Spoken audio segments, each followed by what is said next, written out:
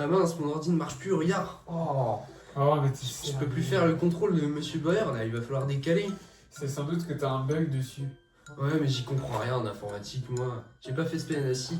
C'est quoi exactement un bug en fait? D'où viennent-ils? Comment les réparer, Yanis?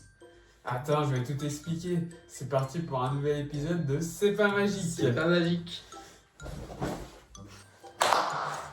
Nous revoilà. Nous On est dans revoilà. le laboratoire. Dans le laboratoire de C'est pas magique. Alors aujourd'hui, on va vous parler de quoi? On va vous parler des bugs. Donc, d'après le Larousse, qui est juste ici, voici la définition d'un bug. Donc, c'est un défaut de conception ou de réalisation d'un programme informatique qui se manifeste par des anomalies de fonctionnement de l'ordinateur. Comment arrive un bug? Bah un bug, ça arrive souvent après une mise à jour de certains programmes sur notre ordinateur lorsque ces derniers sont modifiés. Cependant, on peut aussi provoquer des bugs nous-mêmes si on décide d'aller modifier les programmes en route dans notre ordinateur, ce qui est mal. Mais cela est assez compliqué à faire et plutôt réservé à nos amis les geeks. De plus, l'obsolescence programmée, donc le dysfonctionnement d'une machine au bout d'un certain temps, planifié à sa conception pour pousser les consommateurs à en acheter une nouvelle, peut aussi provoquer des bugs volontairement dans ce cas-là. Ok, je comprends. Mais où est-ce qu'ils sont présents, Fred? Eh bien, c'est très simple. Un bug peut être présent dans une application, un logiciel ou n'importe quel programme qui sert à faire fonctionner notre ordinateur. Plus le bug touche un programme important dans le fonctionnement de notre ordinateur, plus il causera des dégâts. Par exemple, un bug dans un programme qui fait fonctionner une application que je n'utilise qu'occasionnellement sera moins problématique qu'un bug dans un programme qui fait partie du système d'exploitation de mon ordinateur. Donc le système d'exploitation, c'est un ensemble de programmes qui gère le lancement de tous les autres programmes. Comme Windows. Oui, exactement, comme Windows. Donc un bug dans ce système d'exploitation sera plus problématique car il aura des conséquences sur le fonctionnement de tout mon PC.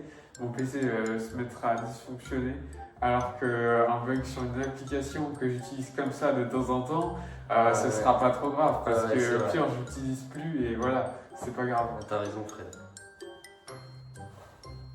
Cependant, un bug n'est pas seulement informatique. Quoi? Il peut aussi résulter d'une altération physique de la machine, comme un court-circuit ou un élément qui fait obstruction dans cette dernière. Cela va empêcher la bonne communication des composants entre eux et le fonctionnement de la machine sera affecté. Oh non! Pour vous donner une idée de ce que provoque un bug, voici quelques bugs célèbres. Le vol 501 est le vol inaugural de lanceur de fusée Ariane 5 qui a eu lieu le 4 juin 1996 et qui s'est soldé par une explosion de la fusée au bout de 36,7 secondes après le décollage. La cause, une erreur logicielle liée à la conversion d'une donnée à virgule flottante en entier. Cette erreur n'avait pas été détectée lors des tests car elle ne se manifestait pas dans la version précédente, Ariane 4. Ce bug coûtera près de 370 millions de dollars. Ok, c'est bon. Le bug de l'an 2000 est sans doute l'un des bugs les plus médiatisés du monde. Ce bug concernait les systèmes informatiques qui utilisaient uniquement les deux derniers chiffres pour représenter les années.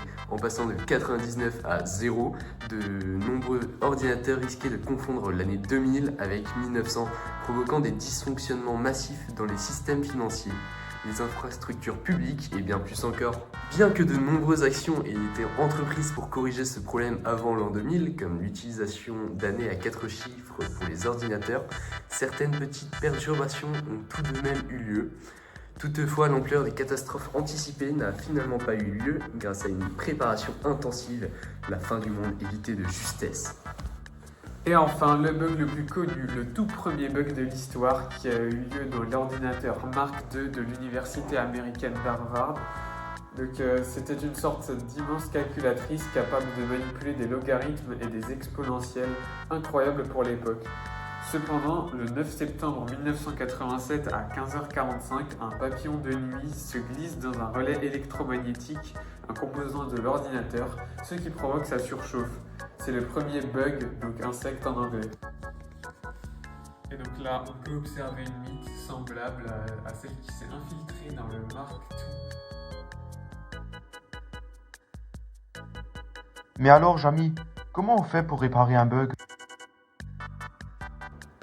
Attends, la petite voix, je n'ai pas fini. En général, un correctif, ce qu'on appelle un patch, est déployé sur l'appareil touché par les développeurs de ce dernier pour corriger le bug. Ce patch est une sorte de mise à jour à télécharger pour le logiciel, l'apparition ou plus généralement le programme touché. Si le bug est matériel comme l'insight qui s'est glissé dans la Mark II par exemple, il faut dans ce cas réparer la machine, si possible en la démontant et en changeant le composant défectueux ou dans le pire des cas, la changer si trop de composants sont endommagés. Et surtout- d'ailleurs, oui, si vous voulez changer votre machine, surtout prenez un Apple. Parce C'est que beaucoup mieux. c'est beaucoup mieux que les autres marques, ça tient plus longtemps, c'est plus beau. Vraiment, Apple, c'est vraiment les meilleurs. Acheter des Apple. Pour conclure, évitez que les mythes prennent votre ordi pour une coloc étudiante pour empêcher qu'il y ait des conséquences énormes, alors que cela ne pourrait être dû qu'à un tout petit insecte. Ah oui, bah ça alors. À bientôt sur une nouvelle vidéo où nous verrons comment un canard mécanique digère. Non. Moi je fonce à la fontaine à chocolat. Donc, source, chaîne YouTube, C'est pas sorcier. Topito Studio. Cogito Ergo Sum, la chaîne YouTube. Et le site web sphère.dev. Merci à tous.